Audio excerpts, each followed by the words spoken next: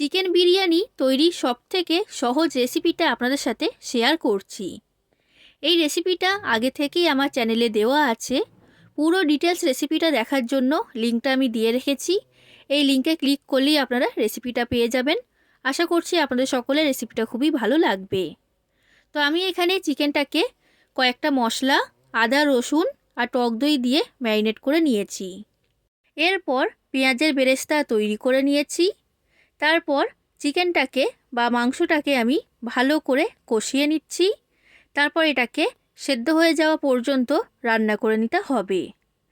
এরপর বিরিয়ানির রাইসটা আমি তৈরি করে নিচ্ছি। এরপর বিরিয়ানি লেয়ারটা আমি তৈরি করে নিচ্ছি। বিরিয়ানির লেয়ার তৈরি করা হয়ে গেছে। এবার বিরিয়ানিটাকে আমি দমে বসিয়েছি। দেখুন বন্ধুরা, তৈরি হয়ে গেল কলকাতা স্টাইল চিকেন বিরিয়ানি। আপনারা এইভাবে বাড়িতে বানাবেন আর কেমন লেগেছে সেটা জানাবেন।